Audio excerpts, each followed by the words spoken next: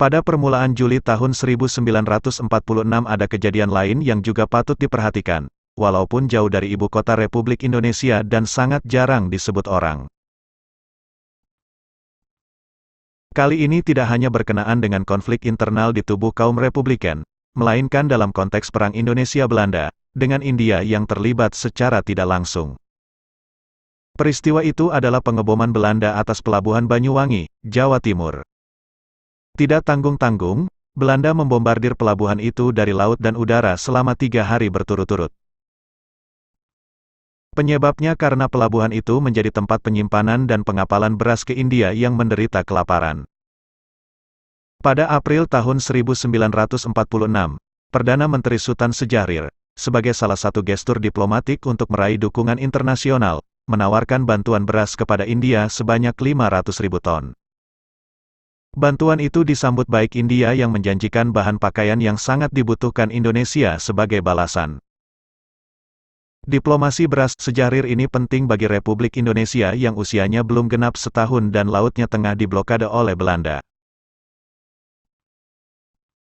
Beras sangat penting di dunia pasca perang.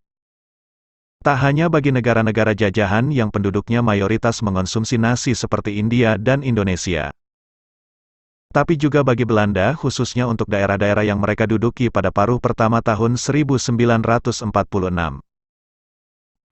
Menurut laporan majalah The Voice of Free Indonesia, edisi 23-24 tanggal 29 Juni-6 Juli tahun 1946, pada tanggal 23 Juni tahun 1946, Bupati Banyuwangi diangkat sebagai ketua komite yang mengurus pengumpulan beras berikut pengapalannya ke India. Komite serupa juga dibentuk di wilayah lain, misalnya di Purworejo yang diketuai oleh Mer. Sunarjo, yang bertugas mengumpulkan beras dari pedalaman Jawa untuk dibawa ke pelabuhan-pelabuhan seperti Probolinggo dan Cirebon. Belanda tidak tinggal diam. Beragam usaha dilakukan untuk menghalangi pengiriman beras ke India. Melalui propaganda, Belanda membantah klaim surplus beras yang dikampanyekan pihak Republik. Tak hanya dengan suara, Belanda juga menjalankan penolakannya dengan senjata. Salah satu laporan paling awal menyebut bahwa pada tanggal 21 Juni tahun 1946 kapal motor Belanda berusaha mendaratkan pasukan di pantai utara Banyuwangi. Namun, gerakan mereka digagalkan oleh tembakan dari bibir pantai. Mendapat perlawanan, Belanda mengerahkan kekuatan lebih besar. 5 jam kemudian, giliran kapal perang Belanda membombardir pesisir pantai Banyuwangi. Tidak ada kerusakan dan tidak diketahui motif serangan Belanda itu. Yang jelas, serangan itu berdekatan dengan rencana pemerintah Indonesia menjadikan Banyuwangi sebagai pelabuhan untuk pengangkutan beras. Belanda berusaha menguasai pelabuhan Banyuwangi untuk mengendalikan arus barang, khususnya beras, ke dan dari Jawa bagian timur. 2 hari kemudian, pada tanggal 23 Juni pesawat terbang Belanda menembaki pesisir Banyuwangi, tepatnya di Watu Dodol. Tidak ada berita korban jiwa. Pada tanggal 25 Juni tahun 1946, Perdana Menteri Sjahrir memulai lawatannya ke Solo, dengan tujuan akhir sejumlah tempat di Jawa Timur untuk menyaksikan pengumpulan beras. Bersamanya ada utusan India, KL, Punjabi, dan beberapa awak media. Ketika sedang berada di Solo, dia dan beberapa menteri diculik, yang berujung pada peristiwa tanggal 3 Juli. Pihak Republik sangat terbuka dengan rencana bantuan beras itu. Pada tanggal 2 Juli tahun 1946, Koran Kedaulatan Rakyat yang terbit di Yogyakarta memberitakan bahwa di Banyuwangi sudah tersedia sekitar 20.000 ton beras untuk India. Beras ini hasil pengumpulan di bawah Komando Banyuwangi dan Besuki. Transportasi beras dari sawah-sawah di pedalaman Jawa menuju pelabuhan Banyuwangi menjadi suatu parade. Tak hanya prahoto, mobil truk bak terbuka, yang membawa beras itu, tapi juga cikar dan kereta api. Ratusan orang berpartisipasi membawa beras-beras ini. Pergerakan manusia dan barang dalam skala cukup besar ini tentu saja menarik perhatian Belanda. Pada tanggal 3 Juli tahun 1946, Banyuwangi, beserta Ketapang dan Blimbing Sari, dihujani bom oleh kapal-kapal perang Belanda. Serangan dimulai sekitar jam 10 pagi. Sebuah kapal motor Belanda mendekati pantai Banyuwangi bagian selatan. Dari kapal itu diluncurkan tembakan mitraliur dan mortir, yang dibalas oleh pejuang Indonesia.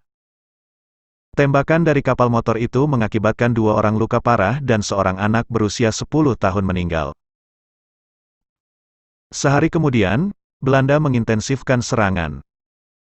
Menjelang tengah hari, kapal motor kecil disokong satu kapal motor besar selama 20 menit menghujani area sekitar pelabuhan Banyuwangi dengan mortir dan peluru dum-dum. Sorenya, Belanda menggunakan meriam lebih besar. Sekitar 15 kali letusan meriam terdengar dari kapal Belanda. Pada saat yang sama, pesawat terbang Belanda menghujani Ketapang dengan mitraliur. Puncak serangan Belanda terjadi pada tanggal 5 Juli tahun 1946. Pada pagi hari, pesawat Belanda mengintai pesisir Banyuwangi. Menjelang siang, pelabuhan Banyuwangi mulai dibombardir. 2 kapal motor Belanda menembakkan mitraliur dan meriam ke arah pelabuhan.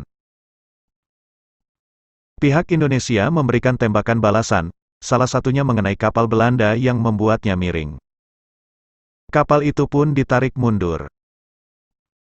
Tak hanya tembakan dari laut, pesawat Belanda menembakkan mitraliur dengan bertubi-tubi. Antara menyebut serangan hari ketiga ini yang paling hebat hingga letusan peluru berkumandang di seluruh Banyuwangi. Sementara itu, Kedaulatan Rakyat, tanggal 9 Juli tahun 1946, menjadikan bombardemen ini sebagai berita utama dengan tajuk, Belanda akan menggagalkan pengiriman beras ke India. Banyuwangi terus-menerus diserang dengan meriam. Dengan dimuatnya berita itu di surat kabar ibu kota, maka serangan Belanda di Banyuwangi menjadi isu nasional. Merespons serangan Belanda, majalah berbahasa Inggris pro-republik yang terbit di Jakarta, The Voice of Free Indonesia, berkomentar mengenai indikasi alasan di balik bombardemen Belanda itu. It must be noted that Banyuwangi has been indicated as one important port for the rice shipment to India. Haruslah dicatat bahwa Banyuwangi telah ditetapkan sebagai pelabuhan penting untuk pengiriman beras ke India. Belanda tahu bahwa beras untuk India disimpan di pelabuhan Banyuwangi dan kapal pengangkut akan tiba sekitar pertengahan Juli tahun 1946. Jadi, mereka menyerang sebelum kapal pengangkut itu datang. Selain menyerang via laut dan udara, Belanda juga mengirim pasukan dari Bali tapi berulang kali dipukul mundur oleh pasukan Indonesia. Kegigihan Belanda menaklukkan Banyuwangi karena beras untuk India akan dikirimkan dari pelabuhan itu. Belanda tidak suka Indonesia dan India bekerja sama dan saling menukar komoditas yang mereka butuhkan, yang di dalamnya terkandung pengakuan pada eksistensi dan kedaulatan Indonesia. Bahkan, The Voice of Free Indonesia edisi 26, tanggal 20 Juli tahun 1946, menuduh Belanda tidak memikirkan dampak buruk dari serangannya, yakni kemungkinan semakin lamanya masyarakat India menderita kekurangan pangan. Narasi semacam ini kian menguatkan rasa tidak suka pada Belanda, karena pengebomannya tak hanya merugikan Indonesia, terlebih lagi rakyat India yang sangat membutuhkan makanan. Serangan Belanda atas pelabuhan Banyuwangi membawa dampak yang sangat serius. Majalah Panca Raja terbitan Balai Pustaka, Jakarta, edisi tanggal 15 Juli tahun 1946, menulis berita pendek bahwa kerugian akibat serangan Belanda berskala internasional. Beras India diserang. Artinya, menurut Panca Raja, beras yang dibombardir itu adalah berasnya India, atau beras yang menjadi hak rakyat India. Kesan yang timbul dari narasi ini bahwa Belanda sedang membuka front baru dengan melawan rakyat India. Yang juga disesalkan oleh redaksi majalah itu terhentinya pengiriman beras ke India yang sebelumnya sudah berjalan dengan signifikan. Setelah kerusakan dikalkulasi, sekitar 15.000 karung padi basah oleh air hujan karena gudangnya hancur. Pengangkutan gabuh di stop total untuk melindungi para pegawai yang mengurus bahan makanan itu. Serangan pada tanggal 5 Juli tahun 1946 tengah hari bahkan menelan seorang korban tewas. Demikian diwartakan Kedaulatan Rakyat, tanggal 8 Juli tahun 1946. Dengan berbagai kerusakan yang terjadi dan jatuhnya korban jiwa, penghentian pengangkutan beras adalah pilihan yang masuk akal.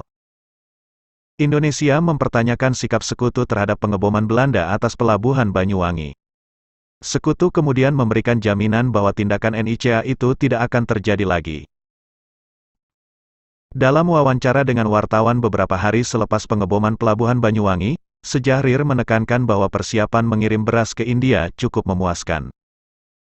Namun, pengeboman pelabuhan Banyuwangi, juga pelabuhan beras lainnya di Probolinggo, bisa jadi memengaruhi persiapan itu, walaupun Sejahrir sampai saat itu belum menerima laporan lengkap dan valid tentang peristiwa tersebut.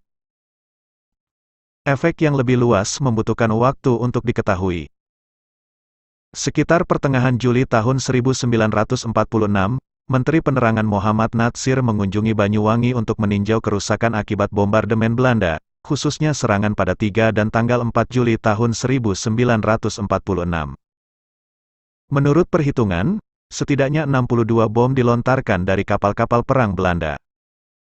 Sedangkan dari udara, pesawat-pesawat Belanda menembakkan senapan mesin.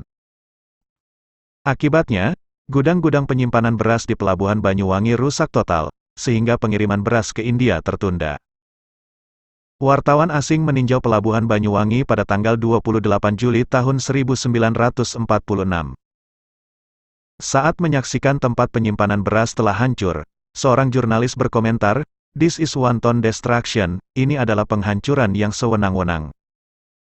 Demikian laporan The Voice of Free Indonesia edisi 28. Tanggal 3 Agustus tahun 1946. Foto-foto kerusakan gudang beras di Pelabuhan Banyuwangi memberikan gambaran tragis tentang kehancuran yang diakibatkan pemboman oleh Belanda. The Voice of Free Indonesia edisi 31, tanggal 23 Agustus tahun 1946, memuat 3 foto yang dengan jelas menunjukkan kerusakan akibat serangan Belanda. Dinding-dinding gudang bolong, karung-karung berserakan, serta berasnya rusak dan basah oleh air hujan. Sejumlah fasilitas di Pelabuhan Banyuwangi luluh lantak. Sulit membayangkan akan ada kapal berukuran cukup besar yang bisa berlabuh di pelabuhan yang telah rusak itu. Gambaran kehancuran itu menimbulkan bayangan yang menyedihkan dari usaha panjang membawa beras dari sawah melalui petani hingga sampai di pelabuhan. Jangankan mencapai India, menyimpan beras di pelabuhan guna menunggu pengangkutan pun tidak bisa lagi. Di tengah pertempuran khususnya di Jawa dan Sumatera, bayangan itu kian membangkitkan semangat perlawanan pejuang Republik terhadap Belanda. Walaupun terjadi kerusakan pada gudang-gudang beras di Pelabuhan Banyuwangi, usaha mengirim beras ke India terus dilakukan. Pada tanggal 31 Juli tahun 1946, Kementerian Luar Negeri mengumumkan penandatanganan perjanjian pengiriman beras ke India. Bahkan, tak lama sebelum perjanjian itu, Empress Favor, kapal pertama dari India yang akan mengangkut beras telah sampai di Pelabuhan Probolinggo. Selepas itu, beberapa kali pengiriman beras berhasil dilakukan. Belakangan, pihak Republik menuding blokade dan perampasan beras oleh Belanda membuat realisasi bantuan beras untuk India tidak maksimal. Menurut sejarawan Pierre van der Eng dalam tulisannya, Food Supply in Java During War and Decolonization, tahun 1940 sampai tahun 1950, hanya sekitar 45.000 ton beras yang berhasil dikirimkan ke India hingga Mei tahun 1947.